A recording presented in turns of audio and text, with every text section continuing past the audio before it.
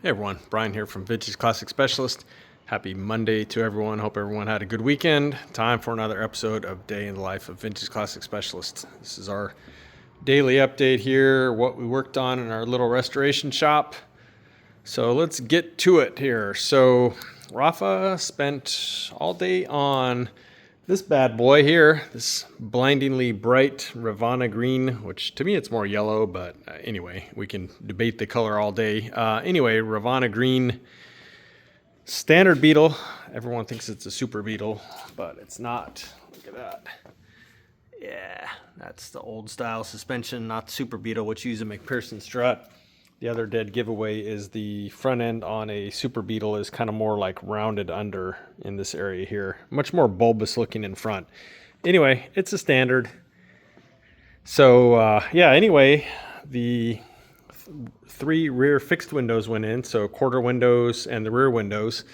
We finally got the seals for those, which we had to source from a friend who's got some connections in Mexico, and these are the seals I was talking about. So they don't have the trim in them, like for example, like that. Let's see the aluminum trim there, but at the same time, they're also not as sort of fat and I don't know, I don't want to say ugly, it's just a different look, but these are the Cal Look window seals that you can get from, I think these are actually from West Coast Metrics, so super high quality. I'm not downplaying these or anything, but they are not correct for this car. So what this car came with was these, which again are the same as used on a lot of Mexican Beetles, is they're not flat like the Cal Look ones. They have a little I don't know, groove for lack of a better word in them that runs all the way around, just to give them like a little bit more, I don't know what the word is for, just like a little detail. Instead of them being totally smooth, they're made them look a little, I don't know, I hate to use the word fancy, but just a little bit more, like a little bit more thought and design went into them by having that little groove in them. So you can see that there on the back window. And then likewise on the quarter windows. See, there it is right there. It's subtle, but it definitely does kind of dress them up a little bit versus being just totally flat like say Cal Look ones would be. And so these are the correct ones for this car. Kind of hard to get. It actually took us a while to get these. Luckily, we've got some really good connections that know people. And so anyway, but yeah, there they are. Those went in. We have also the windshield seal. However, we didn't have a windshield yet. That will be coming in the morning, and then the windshield will go in with that same style of seal that, again, is correct for this car. So, love it. What else? Another big thing that happened today, and thank you to one of our commenters, and I'm sorry I don't remember your name. He pointed out the special nut that's available to install these on here. This car did not come with a passenger side rear view mirror, and the customer stated that he wanted one, and so we got one. And as I said, a viewer on here pointed out the nut that you can buy that goes in here. It's kind of a special nut, and so Rafa measured 10 times and then drilled once as far as putting the hole in the door here, and then put that special nut in there, which he actually put some teeny tiny screws in to hold it in place because we didn't really want to start welding on this door. So there are 3 very tiny screws underneath the seal that hold that nut from which is on the inside here, and then the mirror is screwed into that. So kind of a big job to put that in and make it look good. And so there you go. But yeah, again, the customer requested that it have that mirror on that side, and so of course we aim to please. So kind of a big job though, putting it in on a car that didn't have it already. Had we known that he wanted one, which maybe we should have asked, I don't know. But anyway, we could have welded that in during paint, body, and metalwork phase of the project, but we didn't know, and then he sort of brought it up when the car was already painted. So anyway, it's all good though. We made it work. So that's on. And then I think for the rest of Rafa's day, he worked on this beauty here, the 1600 dual port for this car. And so if you saw the episode last week, maybe Wednesday or so, we bought a Bosch alternator for the car, and it pretty much looked exactly like the Chinese ones, except it had a little Bosch sticker on it. But when we got it all in and installed it, it was like the armature, the thing that spins around inside there, was rubbing on the body inside there, and so it was complete trash. So we are returning that, and Eddie over at Eddie and Dave's Garage was able to get me this one, which I think it's made in China, but honestly, it looks nicer than the one that was the Bosch one, which incidentally I think said it was made in India or something. This one, the finish and stuff on it looks much nicer, and look, it spins without grinding on itself internally. So I don't know what to say about that Bosch one. One of our commenters on here noted that he went through 3 of those Bosch ones before he finally got a good one. So maybe they're just garbage. I don't know. They cost a lot more. I think these ones here, these 55 amp ones, are, I don't know, I have to check with Eddie on what the price is. I think they're like under $100. I'm not sure, something like that. The Bosch one I think was like $280 or something. And so I don't know, guys. Not impressed with the Bosch ones. But anyway, long story short, Eddie was able to get us this today. And so that allowed Rafa to go ahead and put the fan on it and install it, kind of get us back to the point where we were before, frankly, before we realized that the Bosch one was garbage. So yeah, alternator went back on, and then the carburetor went on, vacuum line here, and also the fuel lines, both from the pump to the carburetor, and then the hard line that goes to toward the chassis of the car. So a little secret on those, we like to actually use the one that's made for a 40 horse. You can see it there, this kind of copper colored one. We like those a lot. You have to bend them a little bit to get them to work on a later motor like a 1600, but not a big deal. But anyway, they look really nice. And so that's just one of those little touches. We try and do like nearly everything stock, but sometimes we do like to have our own little touches on things that just set them off ever so slightly, and in our opinion look better than how they came in those instances. So anyway, that's that hard line there. And let's see what else. He started restoring the giant air cleaner for this thing here, so he's got the base of it all restored and cleaned up and on here, and then I don't know what the rest of it, I think he still has to go in and restore it. All that stuff was in pretty good shape on this car. This car was really nicely preserved. I think that's about it, guys. There are probably some other odds and ends he did, but those are kind of the main things that Mr. Rafa did today. Well, another small one is spark plug wires. So apparently I just found out, or I guess I had kind of suspected, I just confirmed that the gray Bosch spark plug wires are no longer available. They're no longer being manufactured. Those are the correct ones for this late model. However, J Bugs to the rescue, I don't even remember why I thought to look on there, but J Bugs makes their own, sort of reproduction, for lack of a better word, of the Bosch ones, which are, again, the gray ones with the, kind of seeing there, this kind of like red or rust color ends here and stuff like that. So they actually got the details pretty good on these, the gray and the red and stuff like that. Black boots on this side, so they look pretty nice. So again, J Bugs, thanks to those guys for making these, because the Bosch ones that look like this seem to be no longer available. So thank goodness J Bugs stepped up and made a nice reproduction of them. So there you go. That's a detail that we like to get correct.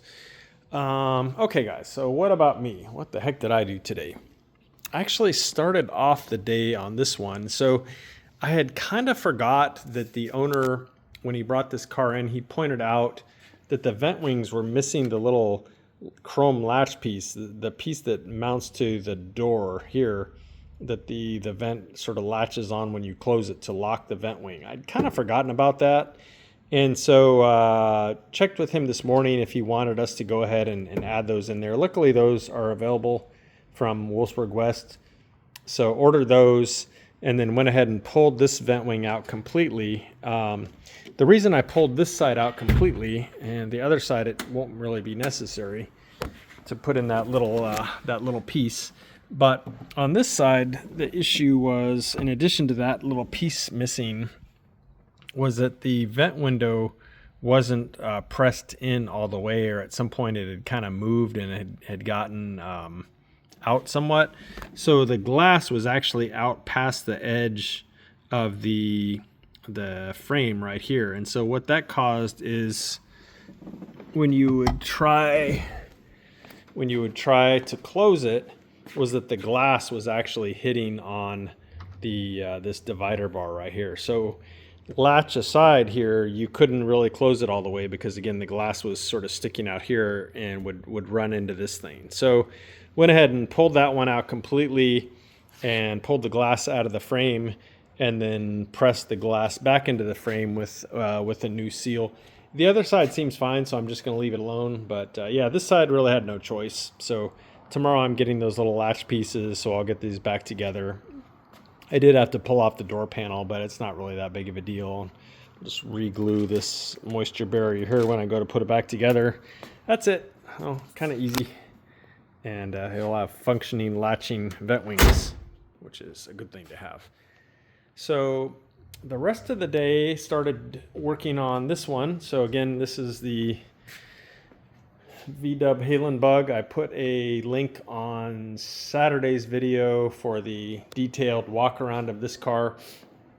So owner's been driving a lot, been enjoying it, gets tons and tons of compliments and people wanting to take pictures of the car and look at it and ogle it and stuff like that. So yeah, this car is seems like it's kind of like a minor celebrity in the circles that my customer kind of runs around in places he ends up taking the car. He said it always draws the crowd. So super cool. We're proud of this car.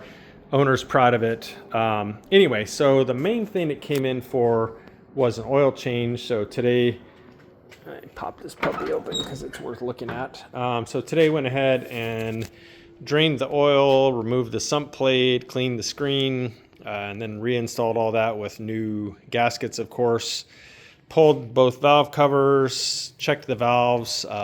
This car has chromoly push rods, which are set at what's called loose zero. So you don't do that, sort of 4 to 6 thousandths of lash with those. Unlike with aluminum stock push rods, you adjust them. You guys are familiar with this. If you've ever worked on these cars, you set the valves at 4 thousandths or 6 thousandths, kind of depends on the year and so on. But with chromoly push rods, because of the expansion rate of those, you set them at what's called loose zero, which means there's no real lash in there, but you can still kind of rotate them in there when the valves are closed. Kind of hard to explain, but you can look it up if you're curious. But yeah, if your push rods are chromoly, meaning not aluminum, they're going to be either aluminum or chromoly. If they're chromoly, loose zero for all your valve adjustments. Anyway, one of them was teeny, not even tight. You could spin it, but it did have kind of a little bit of a stiff spot spinning it, if that makes sense. So I loosened that one up just a teeny tiny bit to make it feel perfect. Other than that, all dead on. So did that and kind of looked around, checked things out. And one thing that I found that we're going to have to address is this. So this is a hanger mount for the A1 dual quiet pack mufflers. So this, here I can show you on this side. So this clamp attaches, you can see it right there on the other side. It attaches to the header tube. And then from there, there's a brace that goes down. Probably hard to see. Sorry guys, you're not going to be able to see this. But anyway, there's a brace that goes down that kind of supports the weight of the muffler. So one of these on each side. So on this side, the welds had actually broke for that. So this muffler on this side was not being supported because that broke. So anyway, let Tiger at A1 know, and I think he's going to actually just mail me real quick one of these as a replacement. So good on him for good customer service. We'll get that replaced. The owner did mention he was kind of hearing some noises back here that that were maybe kind of new. So I'm wondering if that's what he was hearing, this muffler, you know, kind of like vibrating around a little bit, or maybe maybe the pieces of this thing kind of, you know, doing something like that or whatever, where the weld was broke. Anyway, take care of it. Super minor. So yeah, oil change, valve adjustment. Haven't put oil back in it yet, but I'll do that, obviously. The other thing was he mentioned on his shifter, when downshifting, so it's got a Gene shifter. When trying to downshift from third to second, sometimes it wouldn't quite come into second. And so played around with that a little bit, did some adjustment on there. Got it, I think, where it's going to be much better. I need to drive the car to be sure of that. But it was one of those things where I was able to get it to do it without even driving the car. If you'd, you know, just even sitting here going to third and then go and pull, you know, sort of back and left against the stop, sometimes it would be hard to get in. If you kind of like eased off the pressure in that way a little bit, in other words, come this way a little, it would pop right in. So that told me it was basically like an adjustment thing as far as the base of the shifter. So played around with that. I think I got that taken care of, but obviously I'll test drive it to be sure. I think those are kind of the main things that he brought the car in for. I think there's a few other odds and ends he wanted me to check out, but yeah, overall, very happy that he's been driving it so much and enjoying it and getting all the attention that this car deserves. So guys, I think other than some paint and bodywork stuff going on today with the green gear, the doors and front and rear lids got painted Saturday, I think, and so today he actually color sanded those, so those will be buffed next. But other than that, guys, that is it for today. So thank you all very much for watching, and we'll see you again tomorrow. Bye.